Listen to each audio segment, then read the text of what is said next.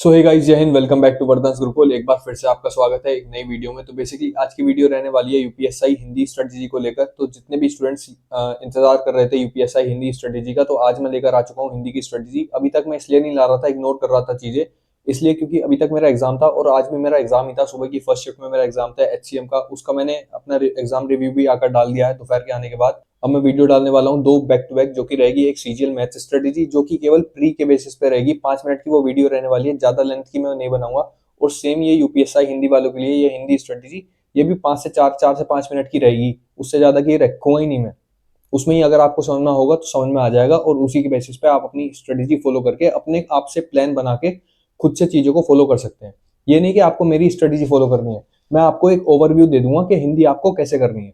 करनी आपको खुद से ही पड़ेगी। मेरे कहने से या मेरी स्ट्रेटेजी से आपका कोई भला नहीं होने वाला। आपको खुद से ही उस प्लान को फॉलो करना पड़ेगा। बस मेरा काम है आपको हिंदी की स्ट्रेटेजी समझा देना, क्योंकि मैं भी टोटली इंग्लिश बैकग्राउंड से हूँ। 10th तक मैंने हिंदी पढ़ी थी, वो भी हल्की फुल्की। ऐसा नहीं कि मतलब एग्जाम लिख लिया, निबंध याद कर लिया एक दिन पहले, कैसे लिखना है निबंध, वो सब चीजें मैं करता था।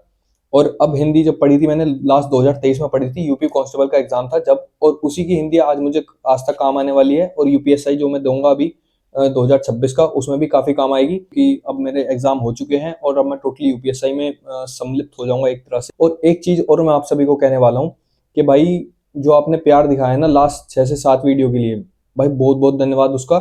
ये जो मेरे शुरू की 1000 फैमिली बनी है ना, ये भाई मेरे लिए बहुत ही हेल्पफुल साबित होगी। ये मेरे लिए बहुत ही इंपॉर्टेंट है। मतलब एक परिवार का हिस्सा हो तुम लोग मेरे लिए, जो 1000 फॉलोवर्स हो ना शुरू के। भाई बहुत बहुत धन्यवाद आप सभी का। और स्टार्ट करने से पहले एक चीज और मैं बता देता हूँ, आज जो भी मैं आपको स्ट्रेटजी बताने वाला हूँ वो मेरी खुद की है। जो भी मेरे नोट्स है, जो मैं फॉलो कर रहा हूँ, वही सब मैं आपको एकदम जेन्युइन और रो दिखाऊंगा। तो उसी के बेसिस पे आपको अपनी स्ट्रेटेजी डेवलप करनी है। तो ऑल दी बेस्ट, ध्यान देकर देखना, लास्ट तक देखना। तो देखो, ये है मेरी 2 पीडीएफ।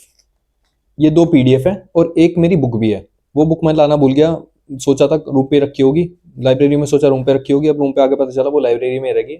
बाद में कभी आपको दिखा दूंगा, उसके लिए सॉरी। और ये 2 पीडीएफ है, यही मेन चीजें हैं। ये है आरडब्ल्यू की पीडीएफ। इनको मैंने कस्टमाइज करके खुद ही से लैपटॉप पे कस्टमाइज किया है। एक पेज में 4 पेजेस मैंने डाल रखे हैं, जिससे बस इनका मोटिव ये है कि मैं जल्दी से इनको रिवाइज कर सकूं एग्जाम के टाइम में। मतलब एक दिन में आराम से रिवाइज हो जाएंगे ये। जैसे एक ग्रामर की है, और ये है साहित्य वाली इंपॉर्टेंट चीज। मतलब साहित्य के कुछ चैप्टर्स इसमें है। बाकी जैसे रस छंद अलंकार, इसमें 3 4 चैप्टर मेरे इसमें ही आ गए थे, क्योंकि ये पीडीएफ मैंने बाद में निकाली थी। रस छंद अलंकार के बाद इसमें जैसे भाषा वाला पार्ट है, भाषा एवं बोली। और एक है हिंदी भाषा के पुरस्कार। ये साहित्य वाला याद रखने वाला पार्ट जो है, ये इसमें है दूसरी वाली पीडीएफ में। ये पीडीएफ मात्र 14 पेजों की है। देखो इस पे लिख भी रहा है 14 पेजेस। अभी की नहीं है मैंने ये पेजेस। और ये 20 पेजेस की है। इनका मेन मोटिव मेरा यही था कि इनको कम से कम पेजों में रखना है, जिससे मैं जल्दी से जल्दी ज्यादा रिवाइज कर सकूं। और यही कर रहा हूं मैं। एक अभी चीज मैं आपको ये बताऊंगा कि मैंने क्यों लिख रखा है, और ये बहुत जरूरी पार्ट है आपको। यही मैंने नवीन सर जी की जो वीडियो थी उनसे निकाल के, मतलब उसका कॉन्सेप्ट यहाँ पे लिख रखा है, जिससे बाद में भी अपना ध्यान रखूं मैं इन चीजों को, और एंड टाइम पे भी एग्जाम के बार बार जाके वीडियो ना देखनी पड़े। क्योंकि हमें मेन मोटिव हमारा यही है कि हमें जल्दी से जल्दी सिलेबस कंप्लीट करना है, और वीडियो को इग्नोर करना है, वीडियो नहीं देखनी। ये अब अभी मैंने आपको ये दिखा दिया। अब ये नहीं है कि आप एकदम से जाके बैच परचेस कर लेना, बैच परचेस करके 8 8 10 10 लेक्चर देख रहे हो वर्णमाला के। भाई यूपीएसआई में कोई ज्यादा इतनी बड़ी हिंदी नहीं आने वाली कि यूपी पीसीएस वाली हिंदी आ जाएगी, या फिर, और यूपी पीसीएस वाले भी हिंदी सही हो जाएगी, टेंशन मत लो। सब बताऊंगा मैं अब क्या करना है। दोनों पीडीएफ मैंने आपको दिखा दिया, बुक वाला सोर्स एक और दिखा दिया, उससे मैं बताऊंगा उससे क्या क्या करता हूँ। जल्दी से अपना समझा देता हूँ मैं आपको पहले। तो आपको हिंदी, मतलब स्पीड तेज कर लेना आप। पहले बता रहा हूँ मैं, स्पीड तेज कर लेना, फिर कहोगे नहीं तो टाइम वेस्ट कर दिया। मैं नहीं चाहता आपका टाइम वेस्ट हो। हिंदी है, हिंदी के 3 पोर्शन आपको देखने को मिलेंगे। 3 पोर्शन कैसे? तो 3 चीजें आपको देखने को मिलेंगी। एक मिलेगी आपको शब्दावली। धीरे हो जाए तो भाई तेज कर लेना, ये पेंसिल बार बार टूट जा रही है। शब्दावली। एक मिलेगा आपको ग्रामर पोर्शन। एक मिलेगा आपको साहित्य। इन तीनों की अपने आप में बहुत सारी वेटेज है। अगर आपको कोई सा भी इग्नोर करना है, मतलब सबकी अपनी अपने वेटेज है, इग्नोर आप कोई सा भी नहीं कर सकते इसमें। ये नहीं कि मतलब साहित्य छोड़ के चले जाओगे या फिर ग्रामर छोड़ के चले जाओगे। पिछली बार मैं साहित्य को कम याद करके गया था यूपी कांस्टेबल के एग्जाम में, 4 क्वेश्चन मेरे उसमें ही गलत हो गए। तो इन चीजों को मैं आपको पहले बता रहा हूँ। 2 महीने हैं, 2 मंथ की स्ट्रेटेजी है कंप्लीट। और अगर ये फॉलो कर ली ना, तो भाई मार्क्स उस लेवल पे पहुंच जाएंगे, आपको पता भी नहीं चलेगा। धीरे धीरे मॉक लगा लेना बाद में। पहले शब्दावली, शब्दावली के ये अपनी वेटेज 8 से 10 नंबर की वेटेज रहती है। जैसे 2 मुहावरे आ जाएंगे देखने को, मुहावरे, और 2 पर्यायवाची, और तत्सम तद्भव, यार स्पेलिंग थोड़ी मिस्टेक हो सकती है, तद्भव तद्भव धीरे जल्दी जल्दी लिख रहा हूँ तो इसलिए स्पेलिंग मिस्टेक हो सकती है थोड़ी। 2 तत्सम तद्भव देखने को मिल जाएंगे, 2 पर्यायवाची, 2 मुहावरे, और एक होता है ना भिन्नार्थ और सम्मान समानार्थी और ये सब शब्द, वो वाले शब्द आपको देखने को मिल जाएंगे। तो ये हो गया शब्दावली पार्ट, ये आपको रटना है। रटने वाली पार्ट होता है ये, इसमें शर्माने वाली या फिर झूठ बोलने वाली बात तो है नहीं, ये रटने वाला ही पार्ट होता है। जैसे मुहावरे वाला सीन है, क्वेश्चन होता है ना ऊँट के मुंह में जीरा, तो उसमें 4 ऑप्शन देख के आप समझ जाओगे, निकाल लोगे कोई सा भी आंसर। अगर उसमें भी आप आंसर नहीं निकाल पा रहे, जैसे ऊँट के मुंह में जीरा, ये तो खुद से अकल में दिमाग में आ जाएगा कि ऊँट के मुंह में जीरा मतलब कोई कम मात्रा में बात कर रहा है, कम मात्रा में। अगर उसमें भी तो निकाल नहीं पा रहे, आप क्वेश्चन सही नहीं कर पा रहे, तो भाई आपसे मंद बुद्धि कोई इंसान है नहीं, उसमें मैं भी आपकी हेल्प नहीं कर सकता। तो अब बात कर लेते हैं ग्रामर की। ग्रामर की वर्णमाला, वर्णमाला वाला सिस्टम, और ये चीज इसलिए जरूरी है वर्णमाला वाला। देखो आधे से ज्यादा जो वर्णमाला का चैप्टर जो है वो इसी पे बेस है। ये आपको दिख रहा है ना, घोष के आधार पर घोष, सघोष और अघोष वाली चीजें, और आपको दिख रहा होगा अल्पप्राण, महाप्राण, सघोष, अघोष, ये सब चीजें आपको देखने को मिलती है। तो अगर आप मात्र ये वाली टेबल याद कर लोगे ना, कै खे गे घे ढे ए आ है विसर्ग कंठ्य, तालु चे छे जय झय ण ई यश है। और मुझे ज्यादा बोलना नहीं आता प्रोनाउंसिएशन क्या होती है इनकी, क्योंकि भाई मैंने आपको बताया ना मैं टोटली इंग्लिश बैकग्राउंड से हूँ, 10वीं तक मैंने हिंदी पढ़ी थी, उसके बाद मुझे कुछ अता पता नहीं है। ये भी क्या कह गया मैंने जब याद करें, भूल गया था जब यूपी कांस्टेबल का एग्जाम था, जब मुझे याद हुए हैं थोड़े बहुत, और अब याद करें बैठ के 3-4 दिन से जब से मैं हिंदी पढ़ रहा हूँ। तो ये चीजें हैं।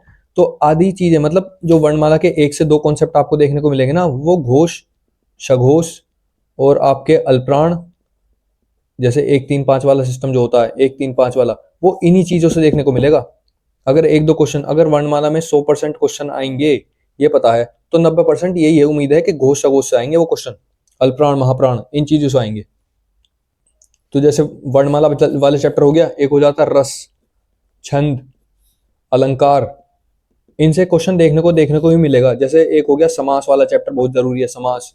एक हो गया लिंग, ये वाले चैप्टर जो है ना ये बहुत ही जरूरी है। फिर आ जाता है तुम्हारा साहित्य वाला पार्ट। साहित्य वाले पार्ट में जैसे पुरस्कार वाला चीजें आती हैं, पुरस्कार, ठीक है। फिर आ जाता है आपका पार्ट वो वाला, पुरस्कार के साथ साथ जैसे कौन सी बुक के लिए इन्हें पुरस्कार मिला, साहित्य अकेडमी पुरस्कार कौन से ईयर में मिला, ईयर में भी आ सकता है क्योंकि यूपी कांस्टेबल में कम लेवल रहता है, यूपीएसआई में बहुत ज्यादा हाई लेवल के क्वेश्चन पूछे जाती हैं कंपेरेटिवली टू यूपी कांस्टेबल, तो इसलिए ईयर भी पूछ सकते हैं उसमें, कौन से ईयर में।